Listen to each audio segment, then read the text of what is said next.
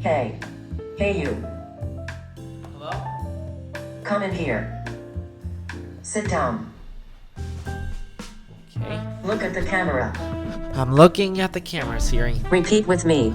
I am gonna Make make a video a video now.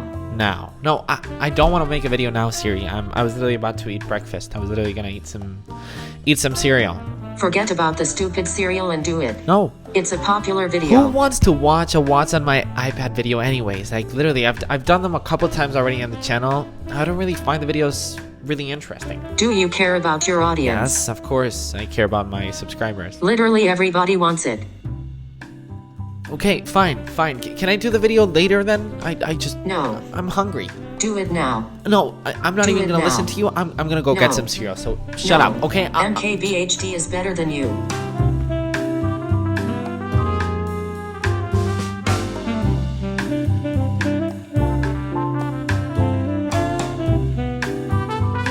Okay, here we go.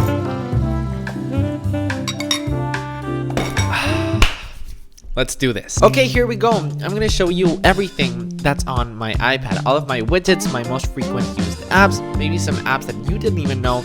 So maybe you can discover some new apps today. I've got my main Apple apps in the front of my screen. Apps that I use the most, of course, calendar. I've got my entire agenda, my entire life on calendar, and I love the Apple Watch app. I love that I can connect to that. A couple other Apple apps that I've been using a lot recently is Apple TV app. I'm subscribed to Apple TV Plus, and I've absolutely been loving a bunch of different shows. I still haven't watched Cherry by Tom Holland, but I have watched the Billie Eilish documentary, and it's amazing. I'm currently watching Ted Lasso, The Servant, and Dickinson. Apple TV Plus is an interesting service. I'm liking it quite a lot. And then the stocks app, I've recently started investing. I've learned quite a lot this month, and I'm really interested in the stock market. So I've been using Apple stocks, and I love the Apple Watch app because I get a complication. Okay, so that's the Apple stock apps that I use. Let me tell you about my widgets. I've got Flex widgets. I've got the stocks app. I've got my app. This is actually, what's it called? It's Widget Pod. This app right here is this widget right here, which is a way to make your Apple Music widget prettier. Apple TV, my calendar, and then my screen time. Flex widgets is awesome. Okay, you can customize your widgets in a bunch of different ways. I've got a photo of me and Chenya, but you can literally add whatever you want to your widgets on the iPhone and on the iPad. For example, the weather, or a calendar and date, or a countdown, which is cool. On the iPhone, I'm going to New York, hopefully this summer if COVID lets us, because we've had our flight canceled literally 4 times, and I've got a widget which simply has a photo of New York, and I added the countdown, and you simply add the date. So the possibilities that you can do with Flex widgets is awesome. iMessage, Safari, Apple Music. Yes, I'm such a big Apple Music fan. If you don't follow me on Apple Music, I don't really know, and I don't really understand what's going on with your life. Link in the description to go ahead and follow me on Apple Music. Mail. Yes, I do use the stock mail files, YouTube Studio, Notes, and Notion. Notion has absolutely changed my life because I've got my entire life into this app. Literally every single thought, idea, project is in this app. For example, this is my YouTube Notion. These are all of my content ideas. This is what's happening this week, for example. And I've got all of this stuff. I've got ultimate goals, for example. These are things that I want to do eventually this year. I've also got all of my money, my budget, my media list, all of my most important contacts. I don't really want to show you because all that stuff is personal, my sponsors and all that stuff. So literally my private life, maybe my public, but my life is into Notion, which is super cool. Disney Plus, I am literally so addicted to Disney Plus. There's literally so much original content recently, and of course all the Disney classic, Pixar classics, Star Wars. There's so much good stuff. One very funny thing, maybe not so funny to my friend, as you guys know, Victor from the vlogs, I literally always bug him because I go ahead and change his avatar to something very random. For example, this guy, and then I change his language to something that he doesn't speak, and he always gets very mad. That's literally my daily routine, just literally annoying Victor on Disney Plus. Victor, if you're watching this, you're welcome, and I'm sorry.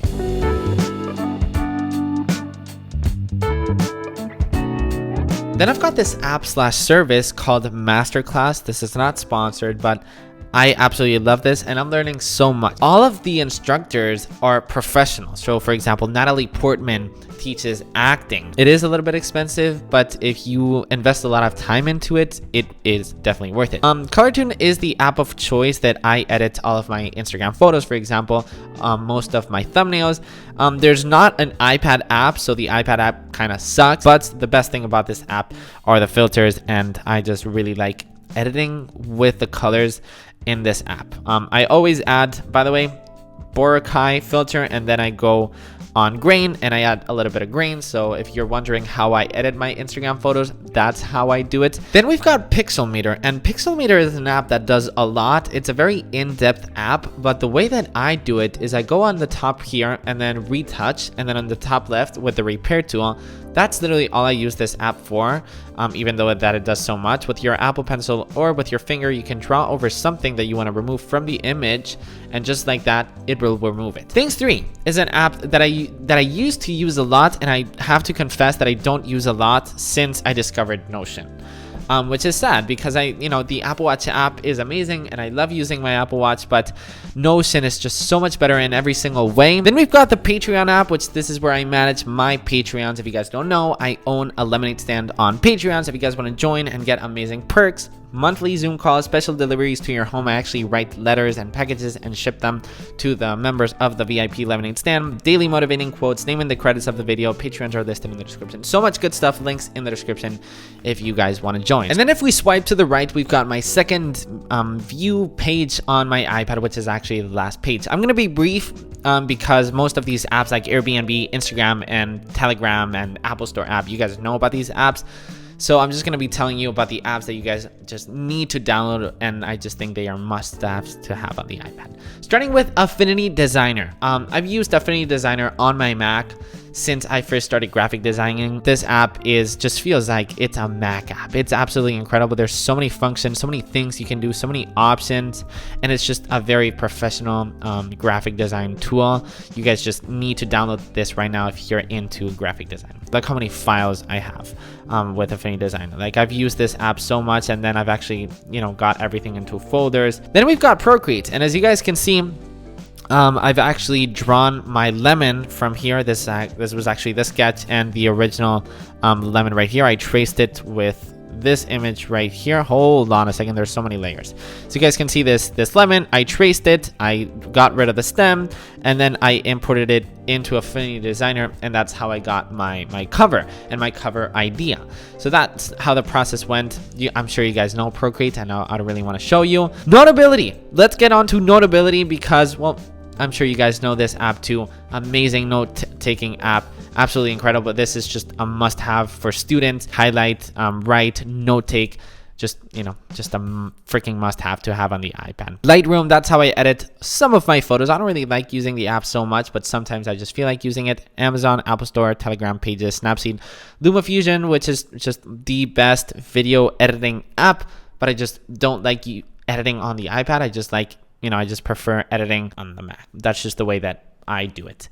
Airbnb, Kayak, Zoom. Udemy is also like masterclass, but these are just normal people teaching something, and I've learned quite a lot, and I've done a couple classes. Calendly to organize all of my meetings. Meetel and Wallapop, which are just Spanish things. Flex Widgets and WidgetPot, which are my widgets. Twitch.